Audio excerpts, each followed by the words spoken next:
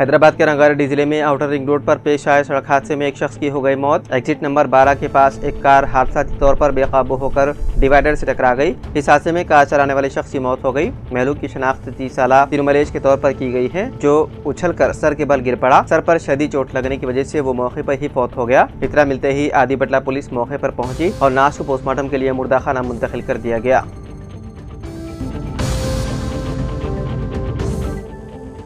واگھا اٹاری سرحد جمعے کی صبح پاکستانی شہریوں کے لیے کھول دی گئی، جو بھارت میں عارضی ویزا پر مقیم تھے۔ پہلگام حملے کے بعد دونوں ممالک نے ہدایت جاری کی تھی کہ ایسے شہری فوری اپنے ملک واپس ہو جائیں، اور اس کے لیے مہلت بھی مقرر کی گئی تھی۔ جمعرات کو پاکستان نے صبح 8 بجے سرحد بند کر دی، جس سے درجنوں پاکستانی شہری بارڈر پر ہی پھنس گئے، جن میں خواتین، بزرگ اور بچے شامل تھے۔ ان کے پاس سر چھپانے کی جگہ نہیں تھی اور بھوک پیاس سے پریشان رہے۔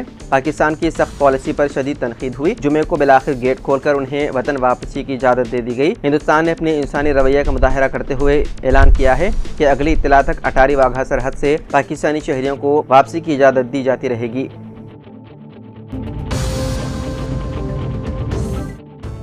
میاں پور پولیس نے شہر میں زیر تعمیر بڑے اپارٹمنٹس کو نشانہ بنا کر ایلومینیم سینٹرنگ باکسوں کی چوری کرنے والے گروہ کو گرفتار کر لیا۔ پولیس کے مطابق اس ٹولی میں 6 خواتین اور 1 مرد شامل ہیں۔ ملزمین کے قبضے سے تقریباً 7 لاکھ روپے مالیت کا ایلومینیم مٹیریل برآمد کیا گیا۔ پولیس نے بتایا ہے کہ تمام ملزمین ایک ہی کالونی میں رہا کرتے تھے۔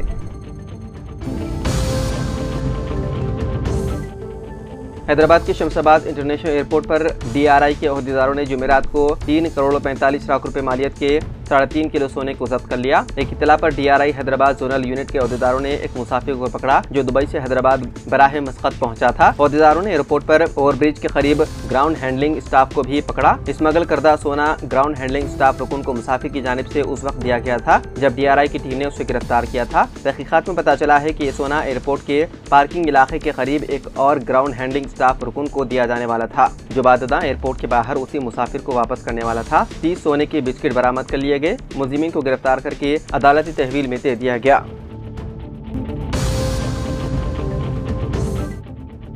ریاست تلنگانہ کی برقی شرحوں میں کوئی اضافہ نہیں ہوگا، حکومت کا اعلان۔ الیکٹریسٹی ریگولیٹری کمیشن نے وعدے کیا ہے کہ ریاست میں برقی کی شرحوں میں کوئی اضافہ نہیں کیا جائے گا۔ الیکٹریسٹی ریگولیٹری کمیشن نے برقی کی تقسیم کار کمپنیوں ڈسکامز کی جانب سے تجویز کردہ مجموعی آمدنی کی ضرورت پر عوامی سماعت مکمل کی۔ الیکٹریسٹی ریگولیٹری کمیشن نے 65,849 کروڑ روپے کی تجویز میں 7,221 کروڑ روپے کی کٹوتی کرتے ہوئے 58,628 کروڑ روپے کی منظوری دی ہے۔ ریاستی حکومت 13,499 کروڑ روپے کے خسارے کو پورا کرنے کے لیے رضامندی کا اظہار کیا، جس سے برقی صارفین پر عائد ہونے والا مالی بوجھ ختم ہوگا۔ الیکٹریسٹی ریگولیٹری کمیشن کے صدرنشین جسٹس دیوراجو ناگرجن نے میڈیا سے بات کرتے ہوئے بتایا ہے کہ ریاست میں 1.9 کروڑ برقی صارفین ہیں، جن میں 1 کروڑ 37 لاکھ گھریلو صارفین، 29,15,000 زرعی کنیکشن، 19,89,000 تجارتی اور 4.5 لاکھ صنعتی کنیکشن ہیں۔ ان میں کسی بھی شعبے میں برقی کی قیمتوں میں کوئی اضافہ نہیں کیا جائے گا۔